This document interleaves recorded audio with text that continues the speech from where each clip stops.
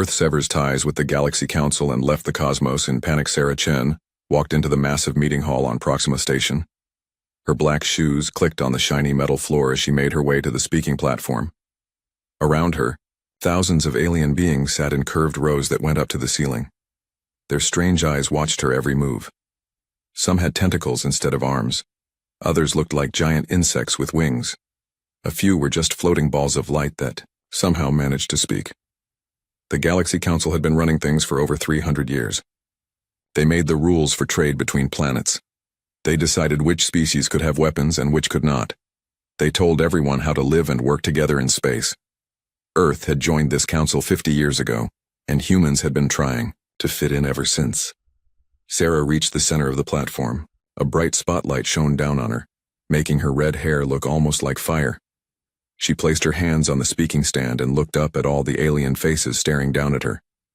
Her heart was beating fast, but her voice would be steady. Today would change everything. High Arbiter Zethkri spoke first. He was from the Zephyrian Empire, and his blue skin glowed slightly in the dim light. His forearms moved as he talked, and his voice sounded like wind through metal pipes. Ambassador Chen from Earth, he said, you have requested this emergency session. The Council will hear your words, though we hope you have reconsidered your planet's unreasonable demands. Sarah smiled, but it was not a happy smile. Thank you, High Arbiter. I have indeed reconsidered our position. That is why I am here today. She pressed a button on the stand, and a holographic display appeared in the air above her head. Numbers and charts filled the space, showing trade, routes, military deployments, and technology transfers. The aliens leaned forward to get a better look. For 50 years, Sarah began, humanity has been a member of this council. In that time, we have given more than any other species. Look at these numbers. Human ships carry 60% of all trade goods between the outer rim colonies and the core worlds. Our military protects more space lanes than the next 5 species combined. Our scientists have shared technology that has advanced galactic civilization by centuries. An alien that looked like a giant spider raised one of its 8 legs. Ambassador Chen, humanity has benefited greatly from council membership. You have learned much from the older, wiser species. Sarah's smile got colder. Learned much? Let me show you what we have learned. The hologram changed to show a long list of laws and rules.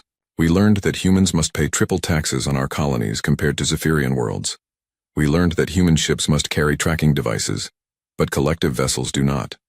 We learned that when we develop new technology, we must share it freely with everyone, but when others make discoveries, we must pay huge fees to use them. The hall got very quiet. Even the floating lights stopped moving. Sarah continued, her voice getting stronger. Last month, this council demanded that Earth hand over our faster-than-light drive technology. You want us to give you the secret that makes our ships the fastest in the galaxy. In return, you offer us nothing. You say it is for the good of all. But when we asked for the collective's quantum computer designs last year, we were told that some technology is too advanced for younger species. A creature that looked like a living crystal spoke up. Its voice sounded like breaking glass. The Council makes decisions based on what is best for galactic stability. Humans are still a young species. You have much to learn about responsibility. Responsibility? Sarah laughed, but there was no joy in the sound. Let me tell you about responsibility. When the harvester machines attacked the rim worlds last year, who stopped them? Human Marines died on 50 different planets to protect colonies that are not even ours. When the trade routes through the danger zone became too risky for other species, who volunteered to keep them open? Human pilots, flying missions that had a 30% survival rate. The hologram showed pictures of human soldiers and pilots. Some were receiving medals. Others were lying in hospital beds with missing arms or legs. Many were just names on memorial walls. And what thanks do we get? Sarah's voice was rising now. We get told that we are too aggressive, too violent, too unpredictable. You use our soldiers to fight your battles, then you tell us we need to learn how to be peaceful like you. She pressed another button. The hologram showed a document with the council seal at the top. 3 days ago you sent us this. New regulations for human colonies. We must now ask permission before building new settlements. We must limit our population growth to levels you approve. We must allow council inspectors to examine our military bases and weapons factories whenever they want. Sarah picked up the document and held it high so everyone could see. This is not a partnership. This is slavery with extra steps. The hall erupted in noise. Aliens were clicking, buzzing, whistling, and making sounds that human ears could not even recognize. Some were angry. Others seemed confused. A few looked worried. High Arbiter Zethkri raised all four of his arms for silence. Ambassador Chen, you go too far. The Council has shown great patience with human enthusiasm. But we cannot allow one species to threaten the stability that has kept peace in this galaxy for centuries. Sarah nodded. You are right, High Arbiter. The Council has shown patience. You have been very patient while you took advantage of human generosity. You have been very patient while you used our strength to solve your problems. You have been very patient while you treated us like children who should be grateful for any scraps you throw our way. She reached into her jacket and pulled out a small device. It was her diplomatic credentials, the symbol of Earth's membership in the Council. She placed it carefully on the speaking stand. But our patience has run out. The hall became dead silent. Even the floating lights stopped glowing for a moment. Effective immediately, Sarah said. Earth withdraws from all galaxy, Council treaties and agreements. We will no longer follow Council law. We will no longer pay Council taxes. We will no longer share our technology or protect Council interests. She picked up her credentials and held them up. We will no longer pretend that this relationship benefits humanity in any way. The small device made a beeping sound as Sarah broke it in half. Sparks flew from the broken pieces and the holographic display above her head flickered and went dark. Human ships are already returning to Earth space. Our military forces are withdrawing from all Council operations. Our trade agreements are void as of this moment. Any Council vessel that enters human territory without permission will be turned away. High Arbiter Zethkri stood up, his blue skin now glowing brightly with anger. You cannot do this. Earth needs the Council. You are nothing without us. Sarah smiled one last time. This smile was different from the others. It was the smile of someone who had just dropped a heavy weight they had been carrying for too long. I guess we will find out. She turned and walked away from the platform, her shoes clicking on the metal floor. Behind her, the aliens began shouting and arguing. Some were demanding that she come back. Others were already talking about sanctions and punishment. A few wise ones were asking what this would mean for their own planets and trade routes. Sarah did not look back. She walked out of the hall, out of the station, and onto the human transport ship waiting in the docking bay. As the ship pulled away from Proxima Station, she looked out the window at the massive structure growing smaller in the distance. The galaxy was about to learn what happened when you pushed humanity too far. Earth severs ties with the Galaxy Council and left the cosmos in panic. The news spread across the galaxy faster than light itself. On every civilized world, news broadcasts interrupted regular programming to report the same impossible story. Earth had left the Galaxy Council. Humanity was gone. On the water world of Aquanus, the fish-like Nautical Federation watched their stock markets crash in real time. Their economy depended on human transport ships to carry their rare minerals to dry planets. Without those ships, their biggest export was worthless. The Federation's leader, Prime Current Salno, stared at the red numbers flooding his screens. In just 6 hours, their currency had lost half its value. Salno's aide, a younger nautical with bright silver scales, swam up to his side. Prime Current, should we contact Earth directly? Maybe we can make our own deal with them. The Council forbids direct treaties with non-member species, Salno replied, but his voice was uncertain. Though I suppose Earth is no longer bound by Council rules either. The aide pointed at the screens. With respect, Prime Current, the Council rules are not paying our debts. Across space on the desert planet of Zerion, the situation was even worse. The Zerion Collective had built their entire defense strategy around human military support. Their own warriors were skilled, but they were not nearly enough to protect all their colonies. For 20 years, human soldiers had helped them fight off raiders and pirates in the outer sectors. Commander Thek studied the urgent reports coming from the frontier worlds. 3 colonies had already been attacked since the humans left yesterday. The raiders were small groups, not major threats, but without human backup, even small threats were dangerous. Sir, his communications officer said, we have 17 more colonies requesting immediate military support. But our nearest response team is 6 days away from the closest one. Thex's tentacles curled with frustration. Contact Admiral Torres. Maybe the humans will continue to honor their protection contracts. I tried, sir. Admiral Torres said all human forces are withdrawing to Earth space. No exceptions. On the trading station of Hub Prime, chaos was spreading through the massive marketplace. Hub Prime sat at the center of 3 major space lanes, and it depended on steady traffic to survive. But 60% of that traffic was carried by human ships, and those ships were turning around. Station Commander Velk watched through his office window as ship after ship changed course away from his station. Each departing vessel took jobs, supplies, and money with it. The aliens who worked loading and unloading cargo were already being laid off. The restaurants and shops that served travelers were closing their doors. Velk's secretary, a member of the insect-like hive mind species, clicked her mandibles nervously. "Commander, we are receiving cancellation notices from 47 shipping companies. They cannot deliver their goods without human transport." "What about other species? Can the Zephyrians or the Collective handle the extra cargo?" "The Zephyrian ships are too small and too expensive. The Collective vessels are fast, but they refuse to travel through dangerous areas. Only humans were willing to take the risks." Velk slumped in his chair. "How long before we have to shut down sections of the station?" 2 weeks, maybe 3 if we are lucky." Back on Earth, President Elena Vasquez sat in her office in Geneva, reading reports from across the galaxy. Her advisors had warned her that leaving the council would have consequences, but even they were surprised by how quickly things were falling apart. Her chief of staff, Dr. Jennifer Park, placed another data pad on the president's desk. "The economic effects are spreading faster than we expected. The Nautical Federation's currency collapsed this morning. Hub Prime is talking about shutting down, and we are getting reports of pirate attacks on 17 different worlds." President Vasquez nodded. "Any regrets from our people?" None reported. "If anything, morale is higher than it has been in years.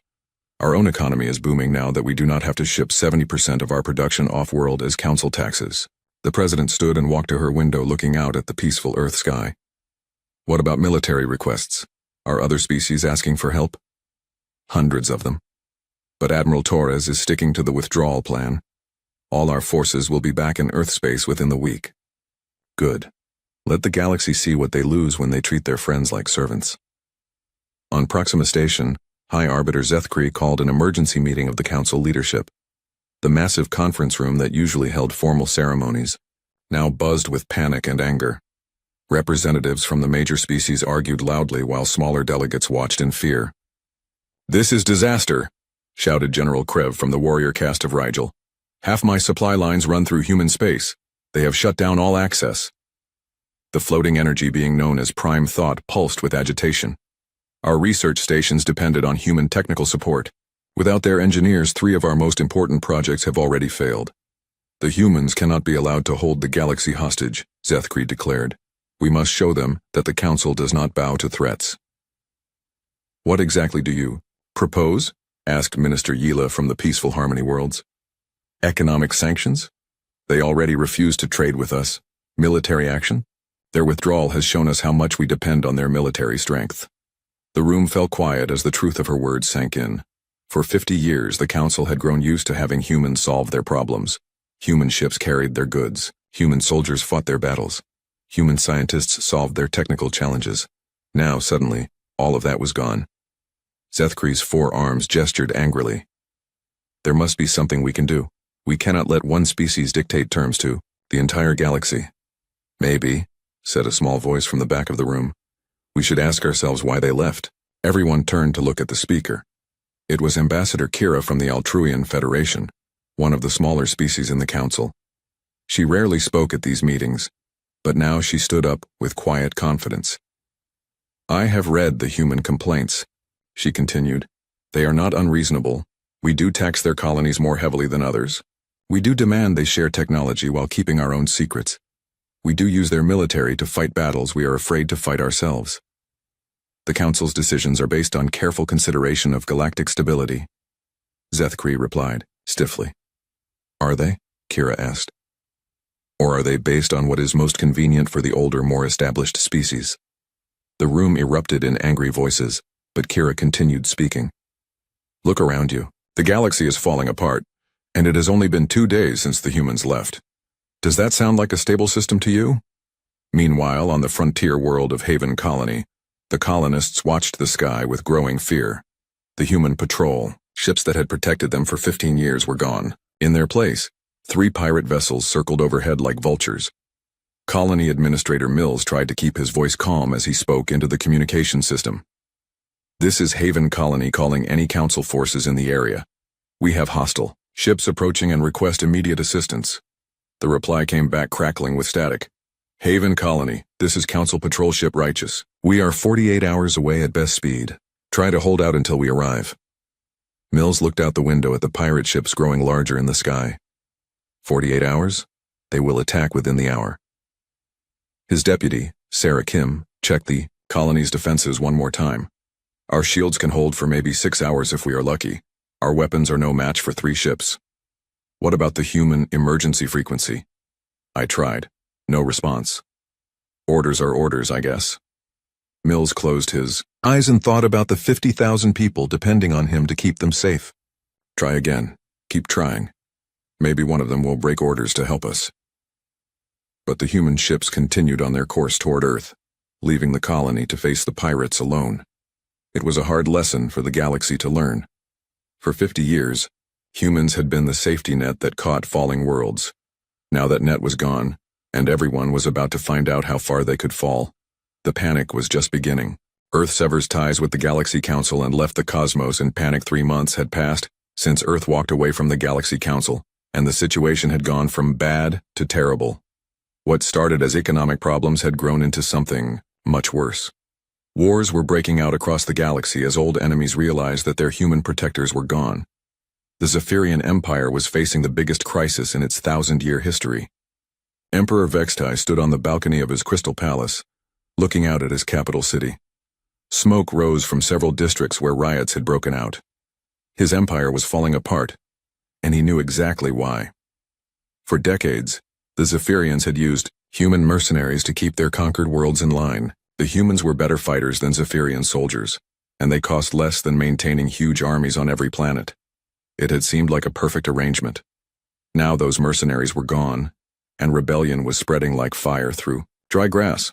"Your Majesty," his military advisor said, bowing his blue head low, "we have lost contact with 6 more colonies. The rebels have taken control of their communications." Emperor Vextai's 4 arms clenched into fists. "What about our own forces? Surely we can handle some primitive rebels without human help. Our armies were designed to work alongside human units. Without their support, we are discovering many weaknesses in our tactics. The rebels seem to know this. They are attacking in ways that exploit our blind spots." The Emperor turned away from the view of his burning city. "Contact Earth. Offer them whatever they want. We need those mercenaries back." "I tried, Your Majesty. The humans say they are no longer available for hire. They are focusing on their own defense now." Meanwhile, in the digital realm of the Collective of Minds, panic was spreading through their vast computer networks. The Collective was made up of beings who had uploaded their consciousness into machines long ago. They saw themselves as the most advanced intelligence in the galaxy, but they had a problem. For 30 years they had relied on human programmers to protect their networks from cyber attacks. Humans had a strange way of thinking that was unpredictable and creative. This made them excellent at finding security flaws that logical minds missed. Now those human programmers were gone, and the attacks were getting worse. Prime Node 7 processed the latest damage reports. 17 server farms had been infected with viruses in the past week. The attacks were simple but effective, using methods that the Collective's logical defenses could not predict. Without human creativity to counter human-style chaos, they were vulnerable. Status report. Prime Node 7 requested from its security systems. Multiple intrusions detected. Estimated time until critical systems are compromised. 48 hours. Options? Recommendation: contact human security experts for emergency assistance. Status of human relations? Terminated. No response to communication attempts. Prime Node 7 experienced what humans might call frustration. The Collective had always looked down on biological minds as inferior, but now they needed exactly the kind of unpredictable thinking they had dismissed. On the peaceful world of Altruia, Captain Lyra Thane was dealing with her own crisis. The Altruian Federation ran the largest refugee assistance program in the galaxy, helping billions of displaced beings find new homes, but the program depended completely on human logistics and organizational skills. Captain Thane stood in the operations center of Refugee Camp 7, watching chaos unfold on the screens around her. Without human coordinators, the careful systems that managed food distribution Housing assignments and medical care were breaking down. "Captain," her aide reported, "we have food riots in sectors 12 through 18. The automated distribution system has been giving some families triple rations while others get nothing." "What about the human supervisors?" "All gone. They said they were needed for Earth's own refugee programs now." Captain Thane looked at the displays showing 200,000 refugees depending on her camp for survival. "How long can we maintain basic services?" "Maybe 2 weeks if we ration everything strictly. After that?" The aide shrugged helplessly. "Send a message to Earth. Tell them this is a humanitarian crisis." "I tried. They said we should have thought about that before we treated them like servants." The problems were not just military and economic. On research stations across the galaxy, scientific projects were failing without human scientists. The humans had a unique way of approaching problems that other species found valuable, but had never truly understood. Dr. Zixel of the Advanced Physics Institute on Kepler Station stared at the wreckage of his life's work. The experiment had been designed to create a new type of clean energy that could power entire star systems. The project team included the best minds from 12 different species, but it had still required human input to work properly. "What happened?" Dr. Zixel asked his research partner, a crystalline being named Shard. "The containment field failed. Without Dr. Rodriguez to adjust the quantum resonance patterns, we could not adapt to the unexpected fluctuations. Could we not calculate the adjustments ourselves? We tried. Our mathematics were perfect, but the system behaved in ways our models did not predict. Dr. Rodriguez said humans call it intuition. The explosion had not just destroyed the experiment, it had released so much energy that the entire Kepler system was now uninhabitable. 3 billion beings had to be evacuated, creating yet another refugee crisis that nobody knew how to handle without human help. Back on Earth, Dr. James Wright was reading reports about the Kepler disaster with mixed feelings. He had worked with Dr. Zixel for 5 years and considered him a friend. But he also remembered how the Galaxy Council had dismissed human contributions as lucky guesses and unscientific methods. "Any regrets about leaving?" asked his colleague, Dr. Sarah Kim. Dr. Wright looked out the window at the beautiful Earth sky. "Ask me that when the Council stops treating us like we owe them something for letting us exist in their galaxy." President Vasquez was getting similar reports from around the world. Human scientists, soldiers, traders, and diplomats were all saying the same thing.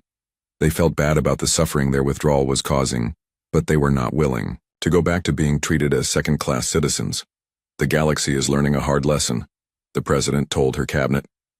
"When you take someone for granted, you might lose them entirely." "What about the humanitarian crises?" asked her foreign minister. "Those refugee camps, the medical emergencies on colony worlds?" "We offered to help with those specifically. The Council refused. They said accepting our aid would set a bad precedent about giving in to threats. So people suffer because of politics. People were already suffering because of politics. At least now it is honest." On Proxima Station, High Arbiter Zethkri was discovering just how honest the situation had become. The Galaxy Council was supposed to be the supreme authority in civilized space, but their authority meant nothing without the power to enforce it, and most of that power had walked away with the humans. "Status report," Zethkri demanded from his assembled ministers. "The Zephyrian Empire has lost control of 37 colony worlds," reported the military minister. "The collective is under constant cyber attack. The Altruian refugee program is collapsing. Hub Prime has shut down completely. The Kepler system is uninhabitable. What about our own response capabilities?" "Limited. Our peacekeeping forces were designed to work with human support. Without them, we can barely handle small disputes, let alone major crises." Zethkri's blue skin darkened with anger. "There must be something we can do. We cannot let the humans dictate terms to the entire galaxy." "With respect, High Arbiter," said a small voice from the back of the room. It was Ambassador Kira from Altruia again. "The humans are not dictating anything. They simply left. They left at the worst possible time. Or maybe we chose the worst possible time to push them away." The room fell silent. Everyone knew she was right, but nobody wanted to admit it. For 50 years, the Galaxy Council had built a system that worked perfectly as long as humanity was willing to do the hard jobs for little reward. Now that system was collapsing and there was no easy way to fix it. The panic was spreading, but it was no longer just fear of economic collapse or military defeat. It was the deeper fear that maybe, just maybe, they had made a terrible mistake. And that mistake was going to cost them everything they had built. The galaxy was learning what Earth had always known. Respect could not be demanded. It had to be earned. And once lost, it might never come back. Earth severs ties with the Galaxy Council and left the cosmos in panic. A full year had passed since Earth left the Galaxy Council, and the galaxy was no longer just in crisis. It was at war with itself. What had started as economic problems and small conflicts had grown into something much more dangerous. The old order was collapsing, and in its place chaos ruled. High Arbiter Zethkri stood in his war room on Proxima Station, staring at the tactical display that showed the current state of the galaxy. Red zones marked areas of open conflict. Yellow zones showed regions on the brink of war. Green zones indicating peace and stability had almost disappeared from the map. "Give me the full report," Zethkri ordered his military staff. General Krev, his armor scarred from recent battles, stepped forward. "The situation continues to worsen, High Arbiter. The Zephyrian Empire has lost 60% of its territory to rebel forces. The Collective of Minds has been forced to shut down their outer networks entirely to prevent total system collapse. Pirates and raiders are attacking at will because nobody has enough ships to patrol the trade routes. What about our own forces? Stretched thin. We are trying to keep peace in 40 different star systems with resources meant for 10. Our soldiers are exhausted, our ships need repairs we cannot afford, and morale is at an all-time low." Zethkri's forearms gestured at the display. "How did we not see this coming? How did we become so dependent on one species?" "Because they were good at everything," replied Dr. Nexus, the Council's chief scientist. "Human soldiers were brave and adaptable. Human traders were willing to take risks others avoided. Human scientists thought in ways that complemented our own methods. We used them for everything because they could do everything. And now we are learning what happens when you take your most valuable allies for granted." The conversation was interrupted by an urgent alarm. A communications officer ran into the room, her green skin pale with fear.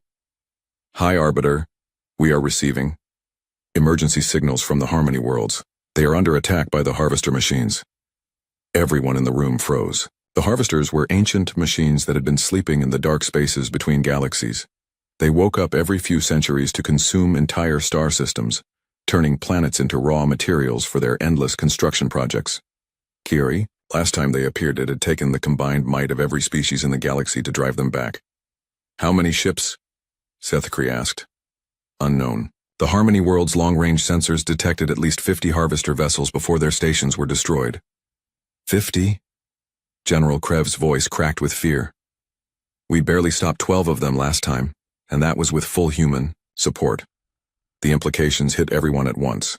The Harvesters chose their targets based on how much resistance they expected. They had stayed away from the galaxy for 60 years because the combined fleets were too strong to challenge. But now, with human forces withdrawn and the remaining species fighting among themselves, the galaxy looked weak and divided. "Contact Earth immediately," Zethkri ordered. "Tell them this is a threat to all life in the galaxy." The communications officer shook her head. "I tried, High Arbiter. They said they are not part of the Galaxy Council, and therefore not bound by mutual defense treaties." On Earth, President Vasquez was holding her own emergency meeting. The news about the Harvester attack had reached Earth within hours, and her military advisors were divided about what to do. Admiral Torres paced back and forth in front of the Situation Room's main screen. "Madam President, with respect, we cannot just sit here while the Harvesters consume the galaxy. They will come for us eventually." "The Council made it very clear that we are not welcome," replied Foreign Minister Park. "When we offered humanitarian aid during the refugee crisis, they refused it. When we suggested joint patrols to stop piracy, they accused us of trying to control their space. Why should we help them now?" "Because it is the right thing to do. The right thing to do was treat us as equals from the beginning. They chose not to." President Vasquez raised her hand for silence. "What is our military assessment? Could we stop the Harvesters alone if we had to?" Admiral Torres studied the tactical data on his tablet. "Unknown. We have never faced them without alien support. Our ships are fast and our weapons are effective, but 50 Harvester vessels is a lot for anyone to handle. What if we worked with the Council? Then we might have a chance, but they would have to ask for our help first, and they would have to offer real concessions. Not just promises to discuss our concerns later, but actual changes to how they do business." Back in the Harmony worlds, the situation was desperate. The beautiful planet of Peace Garden, home to 500 million gentle beings who had never known war, was burning. The harvester machines moved across its surface like a plague of metal locusts, consuming everything in their path. Captain Lyra Thane had managed to evacuate her ship and crew from the planet before the attack began, but she could only watch helplessly as her homeworld was destroyed. Her ship's communications officer, a young Altruian named Kess, was trying to coordinate with other vessels in the system. "Captain, we are receiving surrender requests from the surface. The civilian shelters cannot hold much longer." Response from the Council fleet? Still 6 hours away by then. Kess did not need to finish. Everyone knew that 6 hours was too late. "Any word from the human ships?" "Nothing official, but I am picking up some chatter on the emergency frequencies. Some of the human captains sound like they want to help." Captain Thane made a decision that would change everything. She opened a channel on the old human military frequency that she remembered from joint operations. "This is Captain Lyra Thane of the Altruian vessel Hope's Light. Any human ships in range, please respond. We have a humanitarian crisis." For several minutes, there was only silence. Then a familiar voice crackled through the speakers. "Hope's Light, this is Admiral Marcus Torres aboard the UES Defiant. We read you, Captain. Admiral Torres, thank the stars. The harvesters are attacking Peace Garden. 500 million civilians are trapped on the surface." "I know, Captain. We have been monitoring the situation. Can you help us?" There was a long pause. When Torres spoke again, his voice was sad but firm. "I am sorry, Captain. My orders are clear. Earth forces are not to engage in Council space without authorization from Earth government." Captain Thane felt her heart sink, but then Torres continued. "However, if you were to formally request Earth's assistance, and if you were willing to negotiate new terms for future cooperation, things might be different." "What kind of terms?" "The kind that treat humanity as equal partners instead of hired help." Captain Thane looked around her bridge at her crew's faces. They were all thinking the same thing. The Galaxy Council's pride was going to get them all killed. "Admiral Torres, I am not authorized to negotiate on behalf of the Council." "Then maybe it is time to find someone who is." On Proxima Station, the debate was raging. High Arbiter Zethkri was arguing with his ministers about whether to formally request Earth's help. Half of them thought it was necessary for survival. The other half thought it would destroy the Council's authority forever. "If we ask the humans for help now," Minister Yex argued, "every species in the galaxy will think they can leave whenever they disagree with our decisions. If we do not ask for help now," Ambassador Kira shot back, "there might not be a galaxy left to govern." The argument was interrupted by another alarm. More harvester fleets had been detected heading toward major population centers. The machines were not just attacking the Harmony worlds anymore. They were spreading out, hitting targets across 3 different sectors. "Decision time," General Krev announced. "We can swallow our pride and ask Earth for help, or we can watch the galaxy burn while we argue about politics." Zethkri closed his eyes and tried to think. Everything he had worked for, everything the Council represented, was falling apart. But maybe that was not entirely bad. Maybe the Council had become something it was never supposed to be. When he opened his eyes, his decision was made. "Get me a direct line to Earth. It is time to negotiate." The message went out across the galaxy within minutes. The Galaxy Council was formally requesting Earth's assistance against the Harvester threat. But the message included something else. Something that shocked every species in civilized space. The Council was offering to completely restructure galactic government. New rules, new leadership, new respect for all species, not just the oldest and most established ones. The galaxy held its breath, waiting for Earth's response. Everything that happened next would determine whether civilization survived, or whether the harvesters would feast on the remains of a galaxy that had torn itself apart. Earth severs ties with the Galaxy Council and left the cosmos in panic. The message from the Galaxy Council reached Earth at exactly 14:30 Geneva time. President Vasquez read it 3 times before calling her cabinet into emergency session. The Galaxy was not just asking for help against the harvesters. They were offering to rebuild everything from the ground up. "Analysis," the president said simply. Foreign Minister Park pulled up the full text of the Council's proposal. They are offering complete restructuring of galactic government, equal representation for all species, no more permanent leadership positions, economic policies based on mutual benefit instead of exploitation, and formal recognition of Earth as a founding member of whatever comes next. "What about our people who died protecting their colonies?" "Full honors and memorials, plus compensation for families of human casualties incurred during Council operations. Admiral Torres leaned back in his chair. It is everything we asked for a year ago, plus some things we never thought to ask for, added Defense Secretary. President Vasquez stood and walked to the window overlooking Lake Geneva. Outside, she could see the lights of the city where humanity had first learned to work together across national boundaries. Now they were being asked to help create something similar on a galactic scale. Time factor? The harvesters have consumed 4 star systems completely. They are moving toward major population centers. Conservative estimates say we have maybe 6 months before they reach Earth space, whether we help or not. Military assessment? Admiral Torres activated a holographic display showing the current tactical situation.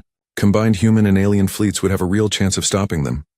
Human forces alone, it would be close. We might win, but the cost would be enormous. And if we let the galaxy handle it themselves, they would lose. Probably within weeks. Then we face the harvesters alone anyway, except they would be stronger from consuming all that material. The president nodded slowly. The choice was clear from a practical standpoint, but there were other considerations. What do our people think? The ones who served with alien forces, the traitors, the diplomats? Secretary Chen consulted her tablet. Mixed feelings. Everyone is angry about how we were treated. But most of them also formed personal friendships with individual aliens. They do not want to see their friends die, even if they hated the system. And the general population? Polls show 60% support for helping, but only if we get major concessions. Nobody wants to go back to the old arrangement. President Vasquez made her decision. Get me a secure line to Proxima Station. It is time to negotiate. The call was connected within minutes. High Arbiter Zethkri appeared on the main screen, his blue skin looking paler than usual. Behind him, representatives from dozens of species filled the council chambers. President Vasquez, Zethkri began. Thank you for taking our call. The situation has become urgent. I understand. Before we discuss military cooperation, I need to know if your offer is real. Complete restructuring means complete restructuring. No going back to the old ways after the crisis is over. You have our word. Forgive me, High Arbiter, but we have heard that before. I need something more concrete. Ambassador Kira stepped forward from the crowd behind Zethkri. President Vasquez, my name is Kira of the Altruian Federation. I am authorized to speak for a coalition of 47 species who support the restructuring proposal. We are prepared to dissolve the current council immediately and form an interim government with equal representation, even before the harvester threat is resolved, especially before. We cannot ask you to save a system you have no voice in. President Vasquez looked around the room at her advisors. All of them nodded. This was what they had hoped to hear. Very well, Earth accepts your proposal, but our ships will be under human command. We work together as equals or not at all. Agreed, Zethkri said immediately. What do you need from us? Admiral Torres stepped into view of the camera. Full tactical data on the harvesters, complete fleet inventories from all species, and authorization for human commanders to coordinate the defense. You shall have it within the hour. The next few days were a whirlwind of activity. Human ships that had been patrolling Earth space turned around and headed for the battle zones. But they were not alone. For the first time in a year, human and alien vessels flew together in formation. Captain Sarah Chen, whose famous speech had started this whole crisis, found herself aboard the flagship of the new joint fleet. She stood on the bridge next to Admiral Torres and Captain Lyra Thane, watching the tactical display that showed the largest space battle in galactic history about to begin. Final count, Torres asked. 800 human ships, 1,200 alien vessels, reported the tactical officer. The harvesters have approximately 300 units, but they are much larger and more heavily armed. Odds? Even if our coordination holds up, we win if we work together. We lose if we fight separately. Captain Thane looked at the display, showing ships from 50 different species arranged in perfect formation. A year ago, this would have been impossible. The Council would have spent weeks arguing about command structure and battle plans. What changed?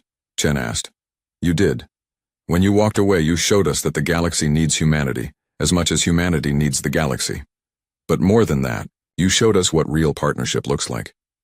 The battle, when it came, was everything they had expected and more. The harvesters fought with mechanical precision, but they had not expected the creative chaos of human tactics combined with Alien technology. Human pilots flew ships with collective quantum computers and Zephyrian energy weapons. Alien crews used human battle strategies they had never imagined. The turning point came when a group of harvester ships tried to break through the fleet's defensive line.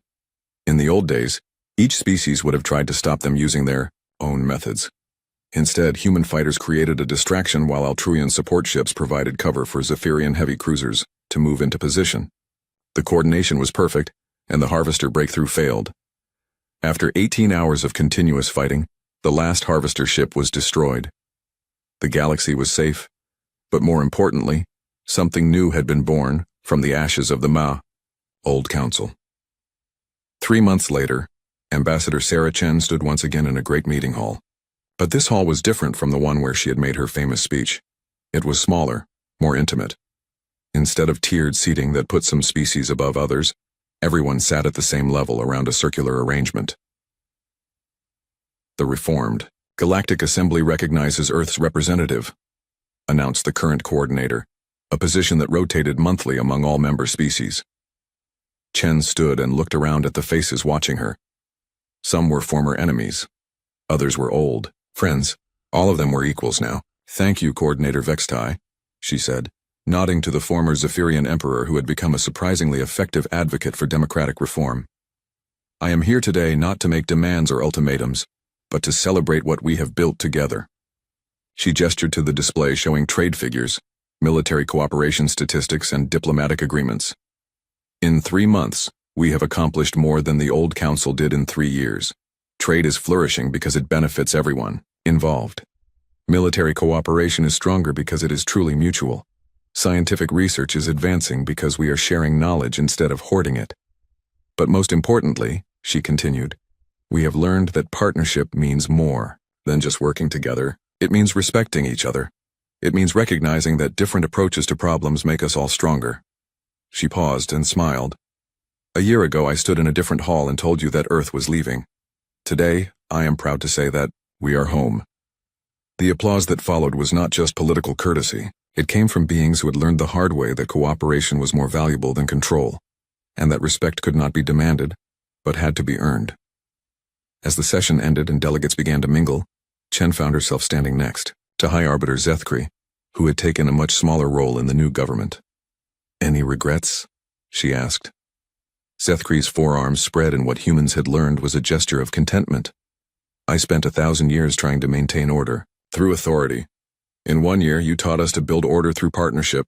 I think we got the better deal." Chen looked out through the large windows at the ships from dozens of species docked together at the new assembly station. Human vessels sat next to Zephyrian cruisers and Altruian transports and collective data ships.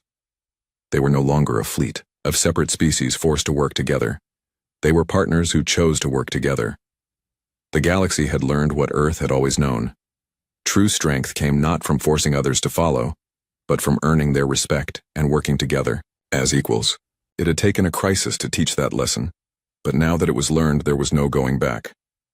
The cosmos was no longer in panic.